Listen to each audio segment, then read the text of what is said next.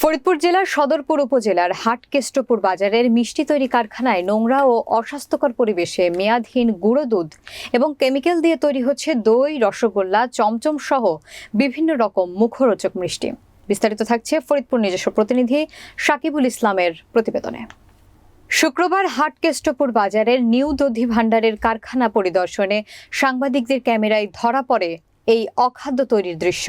বাজারের নিউ দধি ভাণ্ডারের কারখানায় পাওয়া যার পচা বাসি মিষ্টি নতুন করে গরম করার দৃশ্য সহ তৈরি করা মিষ্টির ভেতরে দেখা যায় মাছি, পোকামাকড়, টিকটিকির ও ইঁদুরের বিষ্ঠার মতো ভয়াবহ ময়লা, যা পরবর্তীতে দোকানে ডিসপ্লে করে বিক্রি হচ্ছে নিয়মিত।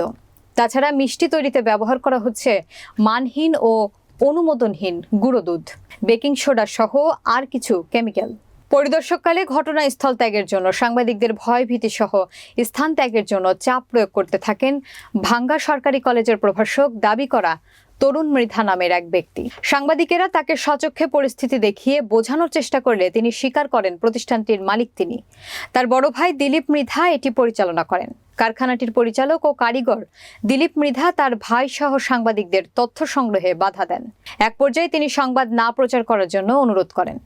বাসি, পচা মিষ্টি, ময়লা মাছি সহ ভেজাল মিষ্টির ব্যাপারে দিলীপ মৃধা ও তার ভাই তরুণ মৃধার বক্তব্য চাইলে তারা ক্যামেরার সামনে কথা বলতে রাজি হয়নি, বরং বারবার স্থান ত্যাগের জন্য নানান রকম প্রতারণার আশ্রয় নেন।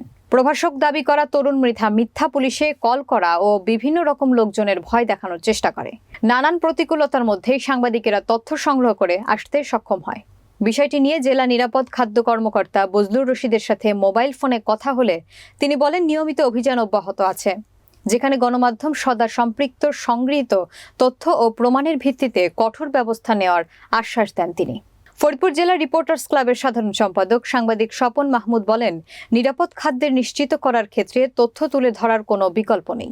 তাই বিভিন্ন বাজারের রকমারি খাবার তৈরির তথ্য তুলে ধরায় কোনো বাধা আসলে বাংলাদেশ রিপোর্টার্স ক্লাব সাংবাদিকদের পাশে সবসময় সহযোগিতা করবে। তিনি সংশ্লিষ্ট মহলের দৃষ্টি আকর্ষণ করেন এবং নিয়মিত অভিযান পরিচালনায় জোর দেওয়ার দাবি জানান। স্থানীয় জনগণের সাথে কথা বললে তারা বলেন, আমরা দোকানের সাজানো খাবারটাই দেখি, কিন্তু তৈরিটা দেখি না। এরকম অস্বাস্থ্য খাবারে মানুষের স্বাস্থ্য মারাত্মক ঝুঁকিতে। এদের কঠিন শাস্তি দেওয়া উচিত। প্রশাসনের কার্যকরী ভূমিকায় খাদ্য হবে নিরাপদ, স্বাস্থ্য থাকবে ঝুঁকিমুক্ত, এমনটাই প্রত্যাশা সাধারণ জনগণের।